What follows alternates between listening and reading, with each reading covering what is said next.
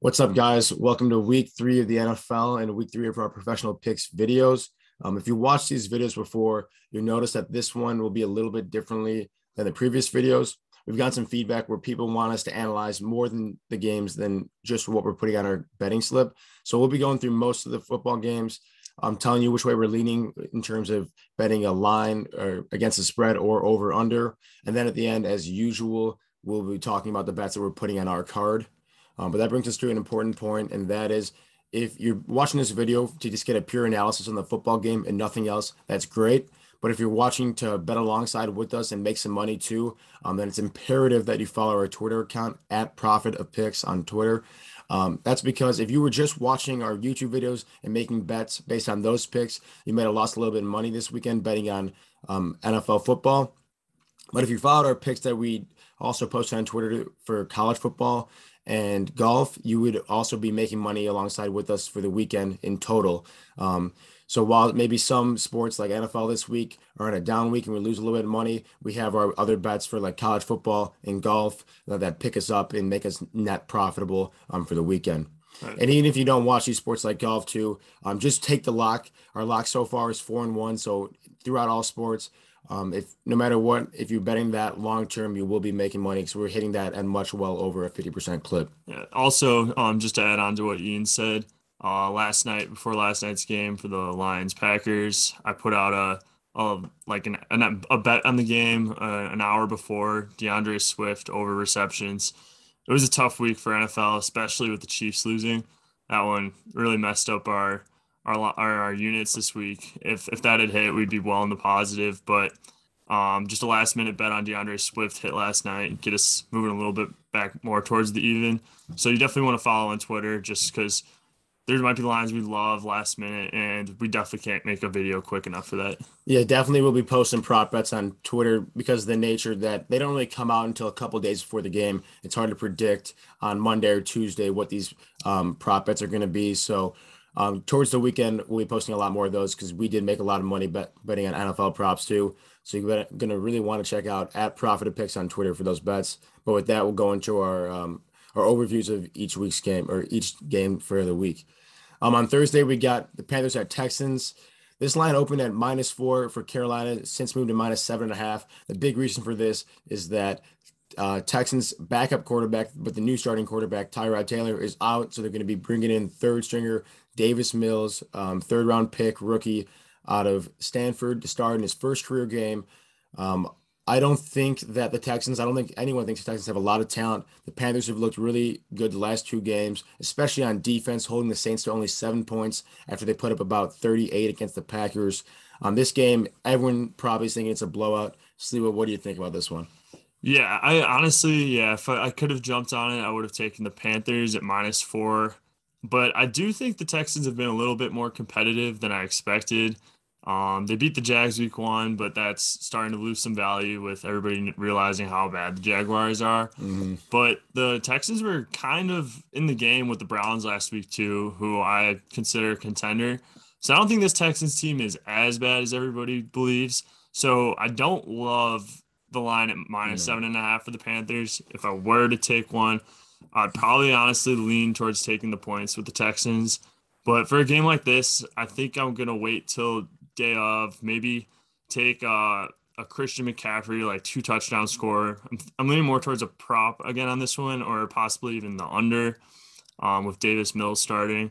I'm definitely not decided on with this game just because I don't know how to assess the Texans Mhm. with Davis Mills under center. Yeah, I don't love -7.5 for the Panthers, but I do think they win this game. I'd have a hard time seeing Davis Mills in his first career start on a short week, very little practice reps to come in and beat this Panthers team. So I like teasing this 7.5 down to something more reasonable, like 2 or 1.5. This Cardinals game is very similar. Road team favored by 7.5 points against a bad AFC South team. It just seems like Kyler Murray's been unstoppable these first two games. He's definitely playing at an MVP level. No matter how good your pass rush is, it doesn't seem like they can get to Kyler Murray. He's going to avoid it, extend the play with his feet, and then he's just running around for so long. His wide receivers like AJ Green, DeAndre Hopkins, Rondale Moore, they're going to get open. Even despite a great running attack, he just opens up that offense so much. They have a pretty solid defense with guys like J.J. Watt, Chandler Jones dominating on that D-line, and then Budda Baker, and the secondary just seems like he can make any play in the book. The Jags, I'm not very impressed with. They played they played a tough team against the Broncos last week, but they lost to the Texans badly week 1. These guys, despite having the number 1 pick in the draft, are still one of the worst teams in the NFL.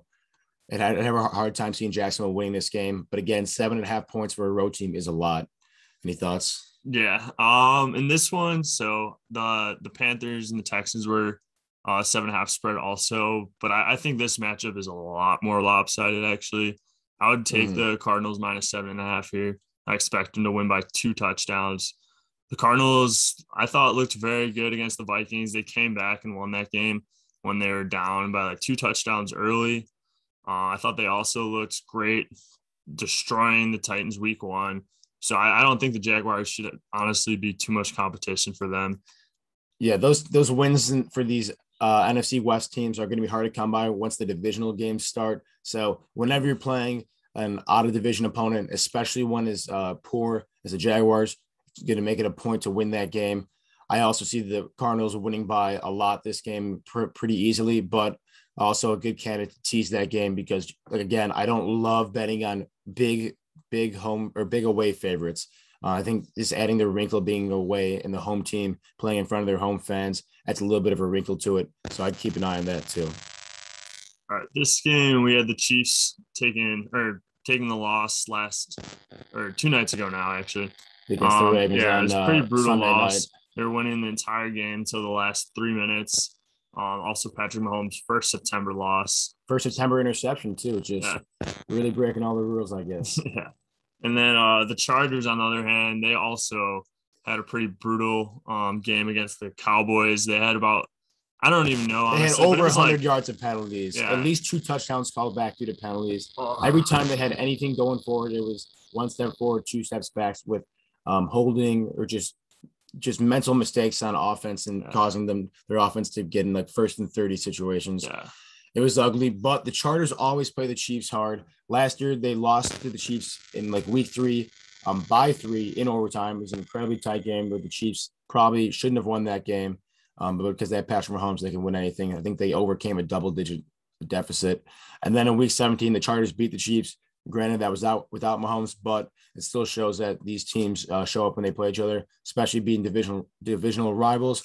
If I had to lean one way, I'd like the Chargers plus 6.5 because, like I said, last year these games were close. The Chargers got better. I expect them to keep this game close, as this game definitely has playoff implications as well, even as early in the season as it is. That being said, I really don't think the Chiefs lose back-to-back games. So Chiefs money line, it seems like a lock too, but it's still tough to bet at minus 335 for a money line, especially in a divisional game. I don't see Patrick Mahomes losing 2 games, but I'm also not going to be betting the Chiefs minus 6.5 just based on the history of these 2 teams playing each other. Yeah, I have the exact same thought process, actually. I do think the Chargers cover this game, but if I were to want to bet one of the lines, I would definitely tease the Chiefs just to win. Don't think they'll lose 2 in a row. Who knows what they might. I think they'll win anywhere from like 1 to 5. But what I actually do really like this game is the under. The Chargers first 2 games had a total of points scored 37. The Chargers don't have much of a run game. That's the Chiefs' weakness on defense. We saw that with the Ravens. They ran all over them all game. Chiefs have a slightly better defensive secondary, and the Chargers really like kind of shut down the Cowboys in a sense, but they couldn't get much going for themselves. But yeah, the Chargers are just playing in low scoring games, and I think these teams are both set up to defend each other pretty well. Yeah, this game, like I said, it's going to have playoff implications. It's going to feel like a playoff game, and anytime that happens, it's far more often to have the defenses get locked in, a lot of field position battles, and every yard and every play means so much more. I like the under here a lot. I'm glad you mentioned that because people think that these are 2 high-powered offenses, and that's going to cause the over to hit. But we didn't see that last week in the Cowboys and Chargers. 2 good competitive teams play each other far more often. The under ends up hitting, especially when it gets over this 55. It's a lot of just points. A ton of points. I'm glad that one I feel very passionate about and very confident on. And then we got Washington going to Buffalo, playing the Bills. I think playing in Buffalo is like the new playing in Seattle. It's one of the hardest places to go into and win. That's all the fans in Buffalo have is the Bills, and guess you got the Sabres, but these guys are so passionate about their team, and they add such another element to going and playing in Buffalo. The weather already sucks there; it is already miserable. So for the away team, they got to deal with that and the hostile environment too. But 8.5 for a competent team like the Redskins, it's a lot to give them for the Bills to win by 9 or more. Against the Giants, they really shouldn't have won that game, and they showed that their secondary again has a lot of holes in it. Their front four isn't getting the pass rush that I expect them to be getting. They're not hitting and pressuring the quarterback as much as we anticipated in the preseason. But again, 8.5 points is a lot. I don't know what I like here for the spread. Which way are you leaning? Yeah, I mean, so I've been betting on Washington football team all year, and it's not going to be any different this game. I like them at plus 8.5. I was not completely sold on the Bills last year, and I know they just beat the Dolphins 35-0, but that was without Tua. Broke his rib early in the game. Like just watching the game through the eye test, the offense has not looked high power whatsoever. We could also, Ian mentioned, the Washington football team's defense hasn't lived up to the hype too, though. Not at all. So I think these are two teams that are kind of still figuring themselves out. I think it's going to be a lot closer than expected. The Bills lost to the Steelers week 1 and in a pretty like terrible showing, honestly. They got the early lead and then couldn't do anything. The Bills also struggled to pull away without Tua until like the second half. I thought I just wasn't very impressed, honestly. Yeah, they had so many opportunities. Like Dolphins lost that game, the Bills didn't destroy them. So I think the Washington football team will cover plus 8.5. I think it's time for the defense to finally show up after 2 weeks. I hope so. A little bit more time to prepare for this one after the Thursday contest too. That's true. So I like Washington football team and Ron Rivera to cover the 8.5. Yeah, I think this 8.5 is also more of an overreaction to last game. The Bills didn't go out and really dominate that game. The Dolphins just looked that terrible, and I think people are taking that huge lopsided score and using a little bit of recency bias and piling on the Bills. I think the spread probably is more fair around like 5.5, 6.5. So I think 8.5 for the Skins and the football team is pretty good value here. And then we got the Colts Titans here. Another good divisional matchup. Yeah, these are two teams that are kind of been tough to read for the first 2 weeks, honestly. So. I like both of them. Since the start of the year, we know one of them is going to win the AFC South. So obviously it's tough to say too much on this game without knowing if Carson Wentz is going to play. And then the Titans, on the other hand, their defense just hasn't looked very great. But Derrick Henry somehow finds a way to win games. So these are two teams like this game's going to be up in the air. So if there's any indication that Carson Wentz might play, though, I would take the plus 5.5. Just take the points because these are two very good teams. And I think the Colts have the defense to at least somewhat contain the Titans. And as long as they put up a couple points or a couple touchdowns, it should be fine. Yeah, talk about a game that's going to have playoff implications. These two teams, like you mentioned, they know one of these guys are winning the division. It's not going to be the Jags. It's not going to be the Texans. It's going to be one of these two teams, and that's going to bring the intensity to this game even more so than there already might be among division rivals. So if Carson Wentz is playing and is even close to 100% healthy, I saw that he's got 2 sprained ankles. I really like the Colts plus 5.5 here. It's not like Wentz is the most mobile quarterback anyway, so I don't think that dings him too much, but it's definitely going to affect this game somewhat. But in this game, I expect a lot of running from both teams with Henry and Jonathan Taylor, especially that Colts O-line. I expect the Colts defense to, not shut down, but contain the Titans offense to the best of their abilities like they've done in the past. And then I think that with the leniency of this Titans defense, if Carson Wentz can do what he did against that Rams defense, that's much better than Titans. This game's going to be very competitive. I think whoever wins in a last drive field goal. And for that reason, if Wentz is healthy, I love the Colts plus 5.5. They probably should have won that game against LA, but the red zone offense had just turned the ball over twice, and they left at least 6 points on the board, and they lost by 3. I have just a quick question just for you. I have Tannehill on my fantasy team. Are you worried about him at all? I don't think he threw a touchdown pass last game. He's had about 13, 15 the last 2 weeks. I just picked up Justin Fields. Okay, that's so good. What do you think? What I was scared about Tannehill in this Titans offense coming in the season is that they lost a lot of personnel on offense. Look at the tight ends like Jonnu Smith, wide receiver like Corey Davis, but even more so, they lost their offensive coordinator this season. So I think it's going to take a while for that offense to get into a rhythm. And I think that's the struggles you're seeing right now. Obviously, it helps when you get Derrick Henry just run over everyone, put up almost 200 yards rushing. But as the season goes on, I think that offense is going to click more, and you're going to see a lot more action from Julio Jones, AJ Brown, and then Ryan Tannehill, and that play action offense that they run so well. I'm not worried right now, but I don't love him starting right now. Especially not in this game. I think he'll get better as that offense starts to sync up a little bit more. And he's a really good game against two really good defensive teams with the Saints and the Patriots. I don't love either side as +3, -3, because I think this game is pretty close to a coin flip. Obviously, we love to give Belichick the edge at home, as you probably should be doing throughout his career. But what I really like here is the under. It seems really low at 43 anyways, might be one of the lowest unders of this week. But these are two of the top 5 defense in the NFL. These offenses aren't stellar either. The Saints only put up 6 points against, or 7 points? 7 points against the Panthers defense, which is really good, but not as good as the Patriots defense, in my opinion. And then the Patriots put up 25 against the Jets, who have a solid defense, but that's after their defense, the Patriots defense forced four turnovers. So they were killing the turnover battle, and they still only managed to put up 25 against the Jets. The Patriots rely a lot on the run game, and that's what the Saints defense does best. This is the best run-stopping unit in the NFL. I don't expect them to get too much on the ground, and then that's going to force Mac Jones to kind of open up the playbook and make some big throws, and that's something I don't know if I have a ton of confidence in him yet, because I haven't seen him do that yet. That gets a top defensive unit in the NFL.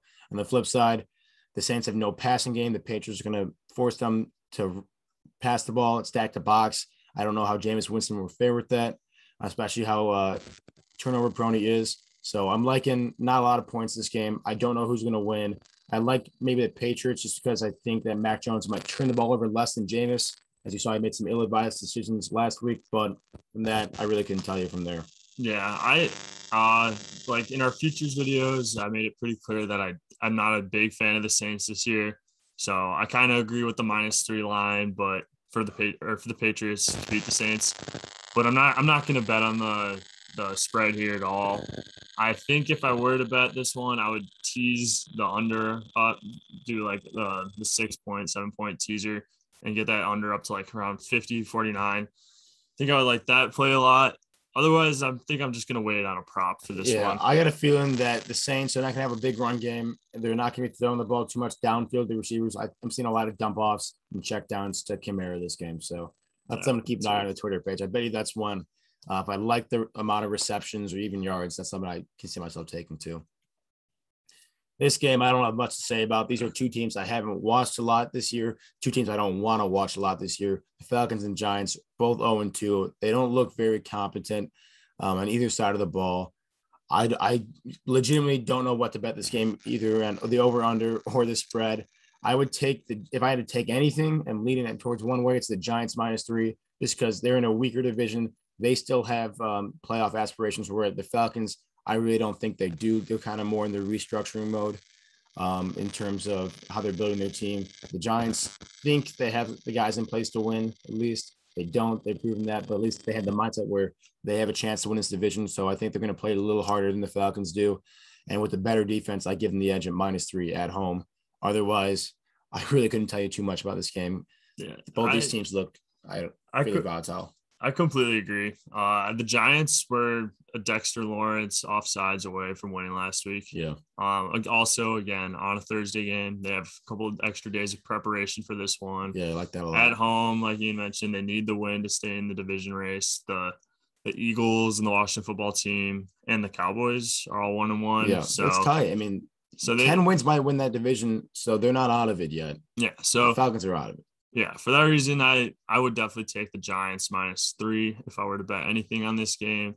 The Falcons have just been hard to watch even. Like, every time I turn their game on, it's Allen basically can stay for a drive or two. Yeah, I turn it off. Like, it's just terrible football. The defense is, like, non-existent. I can barely name a guy on their defense. And Matt Ryan's just not going to get it done anymore at quarterback, especially with only Calvin Ridley and like Pitts' options. Pitts is emerging. He'll get better, but yeah, Pitts is getting better, but rookie tight ends never I don't know. They just never really show their full potential in their early games. Tight ends always take a little extra while to develop. But yeah, for that reason, I'm just taking the Giants -3. I don't see the Falcons staying in this one. Yes, this is just a game that no one wants to watch, and for that reason, I will not be watching this. I really don't care too much about the matchup.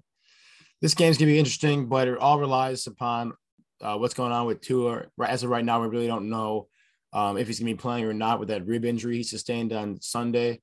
So it's hard for us to talk too much about this game, just with so many questions at quarterback for the Dolphins.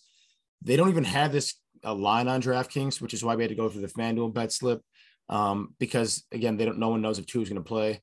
If Tua is not playing, then this Raiders -3.5 at home looks really good. I'd say the Raiders look really good. Derek Carr is playing at an MVP caliber. The defense is looking like at least average. Last year they were one of the bottom 5 units in the league. Now they're kind of competing. The pass rush is getting there.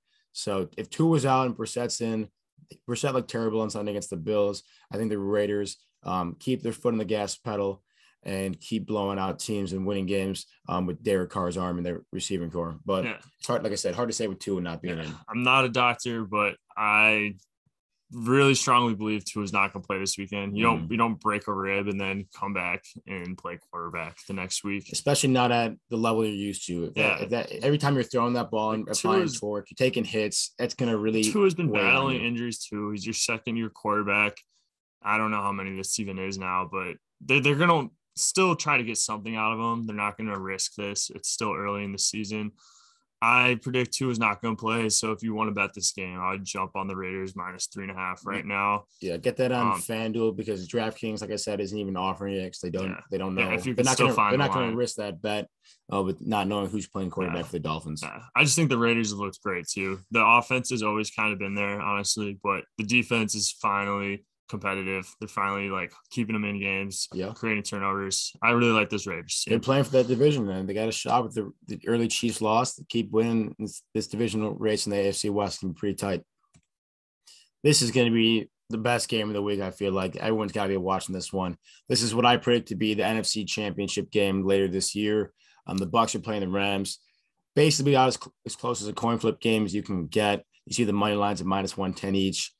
I think if I had to lean on one side, I would take the Bucs just because I think that Tom Brady is not going to turn the ball over. He's not going to lose this game for the Buccaneers. Whereas I can see Matt Stafford, who's been better with the Rams than on the Lions. I could see Matt Stafford making an ill-advised throw and turning the ball over when it counts, especially with his Bucs front seven getting a lot of pressure on the quarterback. I could see him getting hurried, forcing a throw, and putting the Bucs in a position to win this game, winning the turnover battle. But what I really do like this game is the under at 54.5. Like I said, this game is going to feel like a playoff game. It's going to feel like this is happening in January, and these two teams want to prove to each other that they're the best in the NFC. And like I said earlier in the video, more often than not in these playoff style matchups, these really competitive matchups, the defenses really show out. Every yard is so hard fought for, and it matters. The field position battle matters way more. You're not seeing a ton of blown coverages and things like that. Teams are locked in. And because of that, it seems like the under almost always hits, or more often than not, it definitely does. But what do you think about this game? Yeah, so I like the Rams in this one, to be honest. I think the Rams are a much better team than the Buccaneers have seen so far, between the Cowboys and then the Falcons too last week. I think people are obviously super high on the Buccaneers because they won the Super Bowl. How could you not be? But last year they still lost. They still won 11-5. They were not untouchable in the regular season. Brady knows what he needs to do to make the playoffs, and then he kind of turns it on at the right time. So I could definitely see this as being a game they're going to drop.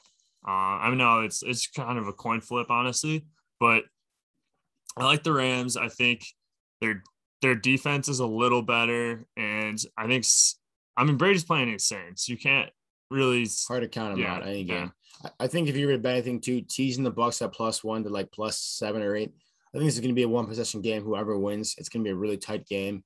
And so the Bucs +8, 7 or 8 seems really nice to me too, because how often does Tom Brady lose double digit or by 2 scores in any game anyways? Yeah, you're not going to get Tom Brady to be an underdog very often in your life. So take advantage of that. Yeah. I would take the Rams pretty much because they're at home. They blew out the Bears at home, and they're when they opened that stadium. That's not saying much. It's the Bears. Yeah, that's I fair. know. But the Bears won last week, and they dominated the whole game. Quite honestly, the Rams were made close with the the Bears Colts. defense look terrible. Yeah, and then the Bears defense looked great last week. Yeah. We'll see. It's gonna be a really good game. It's gonna be a good game. We'll have to do like a side bet, me and you, Bucks and Rams. But definitely tune in this one. As you can see, we're kind of split on who wins the game, but we both do like the under here. That one I like so much. I'm putting it on my card at the end of the video. This is another game that's supposed to be decided by 1 point.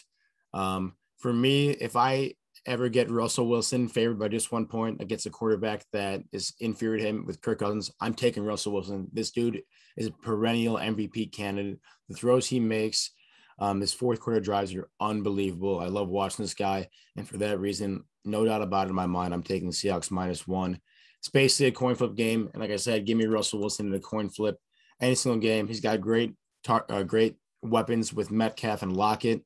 I know the Vikings offense is really good too, especially with that additional run game with Dalvin Cook that the Seahawks don't have. But like I said, it all comes down to quarterback for me, and that's why I love Russell Wilson to win any coin flip game. It also seems like anytime the Vikings are playing in a close game, the kicker blows it. So that's another thing you got to think about. They have a really hard time closing out close games. Correct me if I'm wrong, but is the NFC West still undefeated or no? Like the Seahawks lost. The Seahawks lost. Yeah. Okay, they lost in overtime against the Titans. Okay, right. Should not have lost that game. So, but I think everyone else is. Yeah. For that reason, Seahawks put them at the fourth in division at 101. It's kind of not a must-win game, but like there's gonna every game's almost a must-win game now. For the NFC West teams. Yeah, exactly. You know? Yeah, so like two teams are gonna probably get, or I guess we'll have to play a wild card, but there's the two top teams in that division are gonna have great records. So the Seahawks pretty much need to win this game to stay in it, whereas the NFC North has not been competitive. Yeah. So I think the Vikings could drop this one and go to 0-3, but at the same time, I like the Vikings to bounce back too. So I think I'm gonna stay away from this one, but maybe drop a prop bet. But I could make narratives for either team to win this game. Yeah, that's fair. I think if you're the Seahawks, 1-2 really puts you behind the 8 ball for that division. We're even 3-0 or 0-3 for the Vikings. Like the Packers, I think are going to lose this week. The Bears, I think are going to lose this week, and the Lions are going to lose this week. So even if the Vikings start 0-3, there's still only be one game back in the division. Whereas you can't say that for the Seahawks. This is a game. This is in a division where every game really counts, and I think if that added intensity alongside Russell Wilson's high caliber play, I think that gives the Seahawks the edge for me. But I do agree. You can create a narrative for either team. This game's going to be close. Yeah. But that takes us through all the games that we talked about, that we want to talk about this week. I know we left a few out, but we didn't have much to say about those. The bets that I talked about that I'm putting on my card, I got the Panthers at -4. What I like to do is before like the week 2 games even start, I like to take a look ahead. The week 3 lines, try to find something that I like that's favorable to me that I think is going to move a lot. For instance, this week was the Panthers. Last week was with bets like I got the Broncos at -2.5. That moved to 6. So it's really advantageous to look at the lines early and try to find maybe some arbitrage there. So obviously you guys can't get the Panthers at -4, but I do encourage you guys to start looking at these lines earlier than normal to try to get these great lines. But then because they're at 7.5 now, and I don't love that as much, I tease that Panthers bet down to -1.5. Playing again against a rookie quarterback in his first career start on a short week against a really good defense. I think all signs point to the Panthers there. And then the Cardinals too, they look unstoppable on offense. Their defense does just enough to make them win games against a reeling Jaguars franchise that just seems to be in the cellar of the NFL for the last decade. I don't see them, again, another NFC West team that basically has to win every game to stay competitive. I really like the Cardinals there. And then again, the Bucks Rams under at 54.5. This is going to be a very playoff-like atmosphere. Both defenses are top units in the NFL. They're going to show up. They're going to play really hard. And I think that this is going to be a lot lower scoring game than people are imagining. You can see that they're all one unit. No lock this week right now. There will be, but you guys are going to want to definitely check Twitter out to see how we update our card, what we're adding to the bets, different prop bets we like for each game. And then definitely keep looking at our bets for other things like college football, which we're doing well, 2-0 on locks. And then also our golf card, 2-0 on locks, and made a lot of money last weekend, especially with the Ryder Cup coming up. So a lot of things coming up for gambling this week. keep an eye. Definitely like this video if you enjoyed what we're talking about. Subscribe, stay up to date with our videos and our bets and anything else that we're putting out there. If you guys enjoyed this, definitely let us know in the comment section too. Let us know what you think about the games. We love interacting with you guys. Yeah, let us know in the comments if you guys like this more of a full slate preview type video, or if you guys would prefer to just hear more about our bets. We want to know what you guys like so we can put out those videos. And my bets will be posted on Twitter. I'm kind of planning to put the Panthers one more around game time because I'm thinking a player prop, but I'll try to do a card style type tweet for the Sunday games at least. Yeah, so definitely keep updated with us on Twitter to keep looking at our bets, and best of luck gambling in week 3, guys. I know we all got this. Good luck.